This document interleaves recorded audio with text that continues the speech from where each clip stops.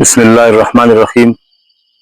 محترمو، څنګه چې الله تعالی موږ په دنیا کې ژوند راکړی دی، د ژوند لپاره الله تعالی اسباب هم پیدا کړي دي چې پای کې موږ وږي شو نو موږ خوراک کوو، دا زموږ بدن لپاره ضروري ده. او چې کله موږ تږي شو نو اوبه څښو، نو صفا اوبه دا هم زموږ د بدن لپاره ضرورت دی. دې سره سره صفا هوا چې کوم اکسیجن دی هغه هم زموږ د بدن ضرورت دی.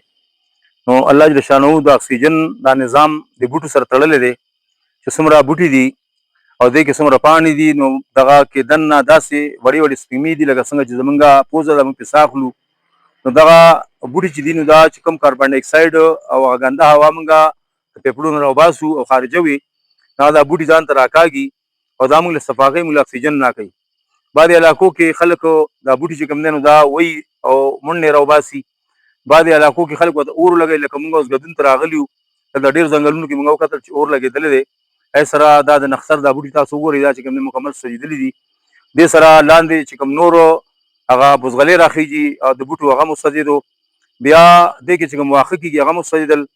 بیا په دغه ځنګل کې دننه ساه اخیستونکي ځناور دي چې پای کې دا کیړې مکوړې شامل دي، پای کې مرغۍ دي او پای کې مختلف قسمه جاندار څیزونه دي، هغه په دې اور کې وسوځي.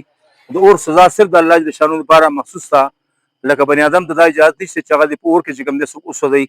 نو لہذا زه یو درخواست کوم چې دا کم خلک ځنګلونو ته اور ورته کوي، یا بعضې خلک د چا باړونو ته اور ورته کوي، څاروي وسوځوي، بعضې خلک مچۍ سوځوي، بعضې خلک میږي سوځوي. نو شرعي لحاظ سره چې کوم دی نو د دې اجازت لږه نشته، دا سخته ګناه ده. د دې وجې نه مهرباني وکړئ دا بوټي چې کوم دي نو د دې ذخیره سیوا کول پکار دي. او تر دې پورې د بوټو باره کې نبي صلی الله علیه وسلم تاکید فرمایلی دی که چېرې ستا په لاس کې یو بوټی او ته هغه کارې او قیامت هم قایم شو نو بیا هم ته دا بوټی وکره. تر دې پورې تاکید چې کوم دی دا راغلی دی. د دې وجې نه شین بوټی دا د الله تعالی هم د ثنا وي، او چې کوم زمیندار فصل کوي او د دې نگهداشت کوي او دا فصل لالوي شي، نو د فصل د هر یو بوټي د الله تعالی هم د ثنا وي او د دې ثواب زمیندار په عملنامه کې لیکل کېږي. نو لہذا زما ټولو خلکو ته درخواست دی چې کوم ځای کې ځنګلونه دي دا د تحفظ لپاره باقاعده حکومت ادارې قایمې کړي دي، د مرغور تحفظ لپاره ادارې دي، د ځناور تحفظ لپاره ادارې دي. دا شان دي د دې ځنګلونو تحفظ پکار دی. په دې کې چې کوم دی که غلطۍ سره هم اور ولګېد نو فوري طور باندې وژل پکار دي. په دې کې بعضې وخت کورونو ته هغه اور ورسي یا فایر برګېډ والا راځي او هغه چې کوم دی وژني. بعضې وخت پکې د خلکو وسوځي، د خلکو چې کوم دی مالونه پکې وسوځي، د خلکو کورونه پکې وسوځي، دوکانونه پکې وسوځي. دا مهرباني وکړئ چې دا کم خلک اور لګوي نو دا پویول پکار دي، او که چا داسې عمل کړی په دې باندې استغفار پکار دی. آینده لپاره دا عزم وکړئ چې انشاءالله خپل ځنګلونه به تحفظ کوو، هغه به چې کوم دی نور بوټي پکې وکرئ چې دا ملک چې کوم دی دا شین شي.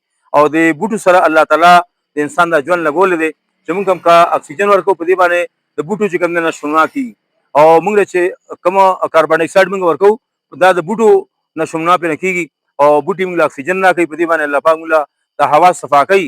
دا هوا چې ټوله فلټر کېږي که نه دا د بوټو په ذریعه باندې فلټر کېږي. لہذا د انساني ژوند لپاره تازه هوا پکار ده او د تازه هوا لپاره شین بوټي پکار دی. دا درخواست کوم چې انشاءالله ورځیږو د ځای موږ پوره خیال وساتو.